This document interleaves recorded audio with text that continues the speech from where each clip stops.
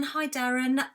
Ali here. Just wanted to show you where I'd got to. I've spent all week working on your design and following your brief. So I've actually done something quite different for you guys. Basically, usually at this early stage, I would usually just kind of do pencil sketches. And that's where I started, as I always do, roughing out by on paper. And I sort of came to realise quite quickly that this was it was going to be more helpful to kind of mock it up as a model, a 3D model, just to get the viewpoints right down the garden.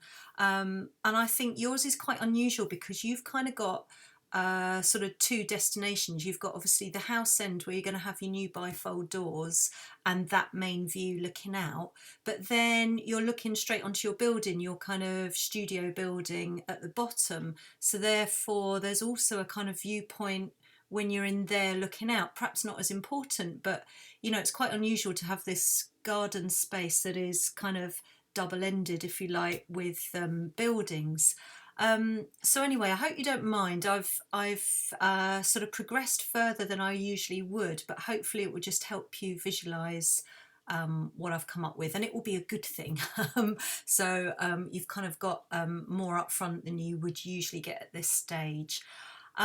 So thank you for that brief. Obviously been going through that very, very carefully. Love the colour choices, the colour palette, very in line with the sort of thing that I usually do.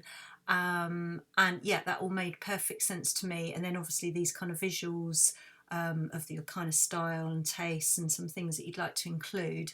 So I've been through all of that, and here on the right is my kind of sketch mock model of your garden. So here is the new, there's your existing bifolds, and I assume, well, from what you've said, that this will just be on this side. What I'm not sure about is what these areas are, if this is kitchen and dining or if it's a sitting area or whatever. That might be important just when I show you kind of what I've come up with. But yeah, basically you can sort of see the kind of rough layout that I've got going here. What I always like to do is create a kind of journey around the garden. I think it's really important not to have a kind of straight line to the end, especially when you've got, as I say, a sort of building on both ends. So what I've done is created a kind of deck area in line with your internal flooring that you come out to, perhaps a dining table here, that's up for discussion, and then surrounded by beautiful kind of raised rendered beds that also very cleverly stop people falling off the edge of the deck and create the boundaries for steps down. So that's quite a handy thing actually. It kind of does two jobs in one, that kind of raised rendered bed. And obviously you're sort of replacing this wall here, so I've got a nice rendered wall, nice clear surface down the side here. So we drop down a level and then we go on a little journey around. Obviously it's not a huge space, so I know you might be thinking you'll go straight across that green there, but actually it just gives you a little bit of interest and sort of takes the eye down and down to the bottom. I know you said lawn wasn't a thing, so that's absolutely fine. So this I'm suggesting is an artificial grass here in the middle. We could look at having it all as courtyard and all paved with a mixture of paving, pebbles and planting if you really don't want any green space at all. But I think it is quite nice to have a little bit of softer material there. The artificial lawns are getting better and better. The high quality ones are great. And it's somewhere in the sun to kind of lie out, throw down a blanket, have a couple of sunbeds, you know, for your teenagers to kind of kick about on and whatever. So it is quite nice to have a little bit of green. Then down the side here I've gone for 3 beautiful olive trees with a sort of buxus balls, very contemporary planting. I mean, all that planting and all that jazz will be really buckled down a lot later. So this is just an idea. This is just a very general first stab so that you can tell me if I'm close to the mark or way off. But what I wanted to do here was to give you a little bit of sort of landing space outside the studio room. So as you come out of these double doors, you've also got a nice view and a nice kind of chill out area, somewhere perhaps for your barbecue, a couple of chairs on here. So it just gives you a couple of destinations, you know, as the sun tracks around. You've got morning sun and evening sun spots, or shade spots if you want to seek shade on a really hot day in the middle of the summer. So I've kind of gone with this idea of having a chill out seating area over here. And this here is a planting area across, so that when you're looking out from your studio at the bottom, you know, you've got a little bit of a barrier, and again, you've got a bit of a journey around and a bit of division. This kind of does a nice kind of divide of the garden, so that we've got, you know, what is really a kind of fairly straightforward, boring rectangular space carved up into, you know, a really good kind of design, and sort of divided up so that you haven't got a straight eye line all the way down. It actually makes the garden look bigger, funnily enough, when you sort of divide it up like this, even in a really small space. It kind of creates little pockets and areas that, you know, makes the whole space seem a lot bigger than it is. Now you'll be thinking, why is my hot tub out here on next door's garden? Well, for now I've left it out just because I didn't really get a clear sense of where exactly would be a comfortable place for the hot tub.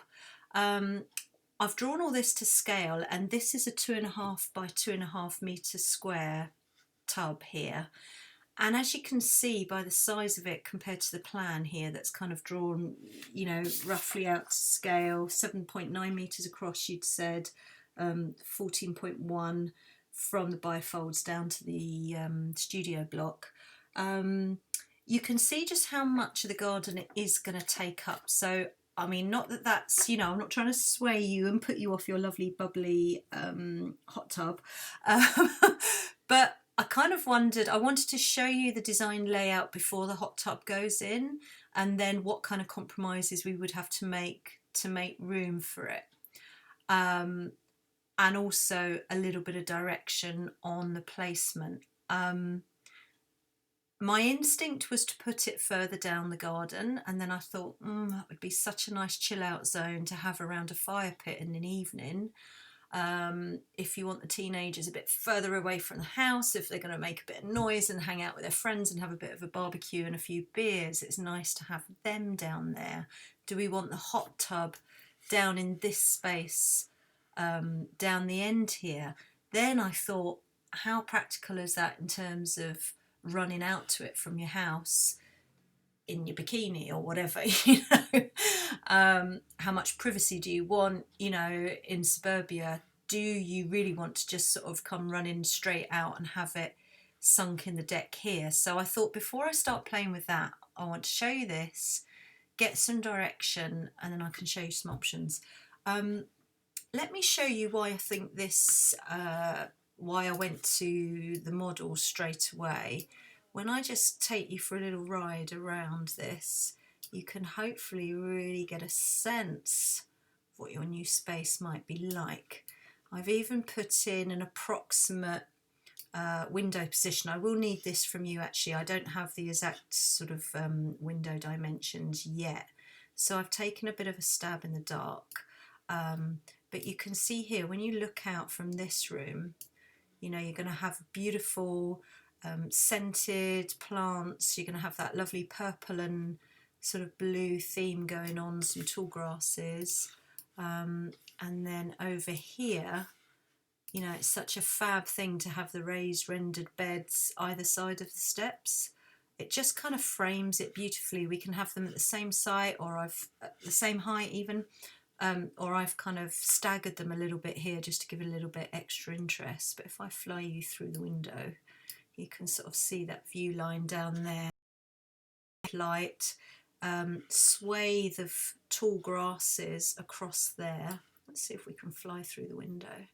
Oh yes, I think we can. There we are. So here we are coming down your new steps. Take a peek around there.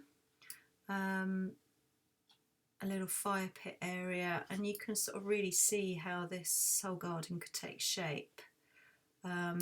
These will give lovely privacy and colour, and then I've put a really pretty snowy Amilanthia tree on the right hand boundary here just to give it another bit of balance. It's a very small multi-stem tree, but that again uplit at night is going to be absolutely stunning. It's nice to have a little change of level here. It is important to have a mix. If you use all of the same material throughout,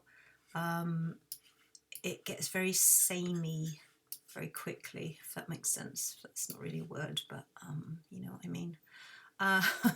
So I'm hoping, again, this will all come down the line, but I'm hoping perhaps a kind of lighter colour composite decking, perhaps a kind of sun bleach, kind of light grey or something for the decking here. Here's the steps coming down, 1, 2, 3, or perhaps even 4 nice gentle steps, and then a very light sandstone paver or paving coming through to a little terrace at the end here.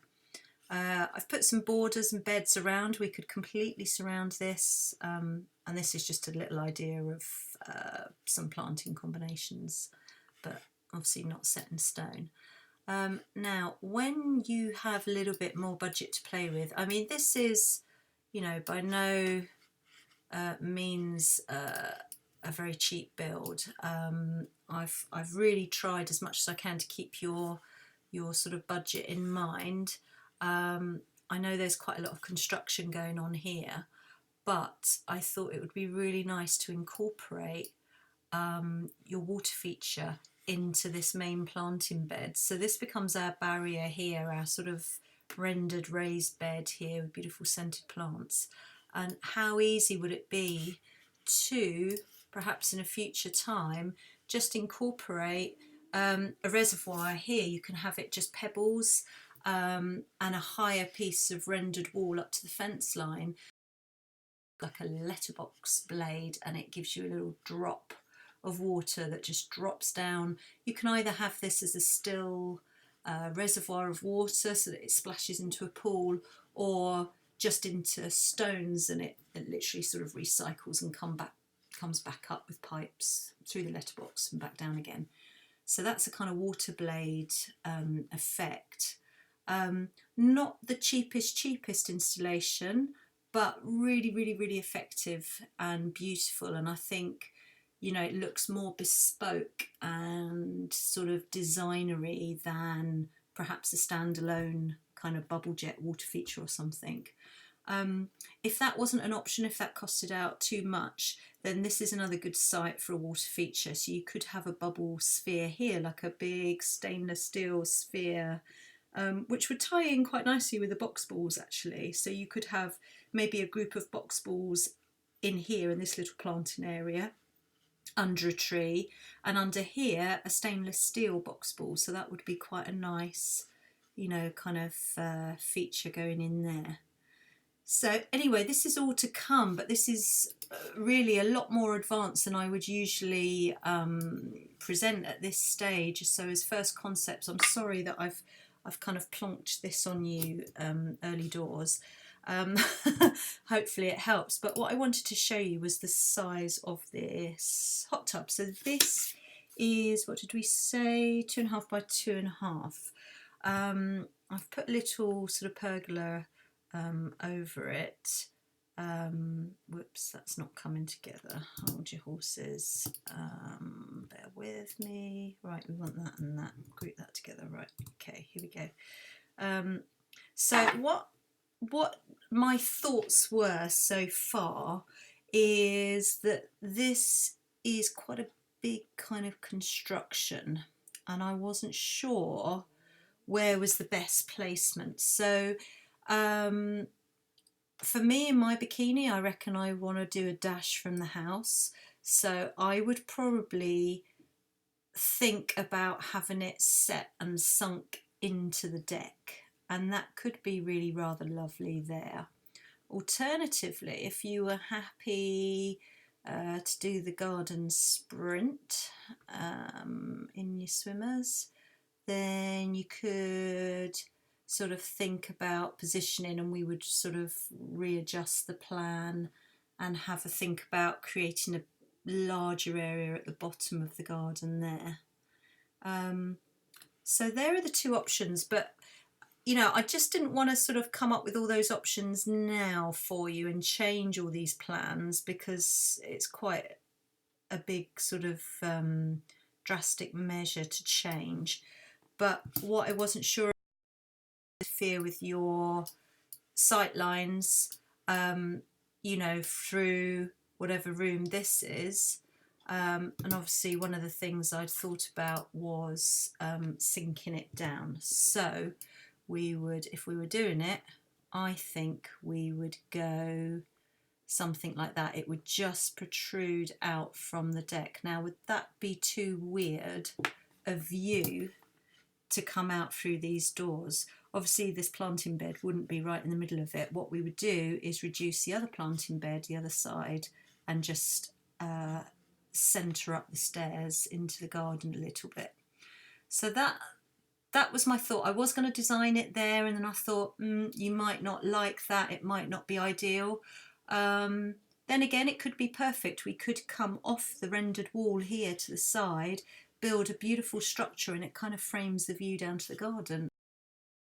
You know, that could be one option. Let's just go back to overhead view. Sorry, it's a little bit slow. Of course, you don't need to have the pergola over top of it. You could just have the hot tub itself. We could go over to this side, or we could go that side. Or it could be something in the middle of the garden with a structure, and you. So I think I'm going to leave that with you. I know it's a lot to take in. I've thrown quite a lot at you for first stab at a first design. Hopefully you like what I've come up with and the ideas. Let me know what you think. You can get back to me by email. Just do clear instructions. You've been very good so far with all really good clear brief. So just give me bullet points, you know, what your thoughts are, or if you want to screenshot, perhaps I could screen that shot for you. That's what I do. If I screenshot this for you and send that over to you as well, then you could perhaps do some teachery red markings on it and give me your comments. Okay guys, I hope you're both well and look forward to hearing your feedback. Thanks very much. Bye for now.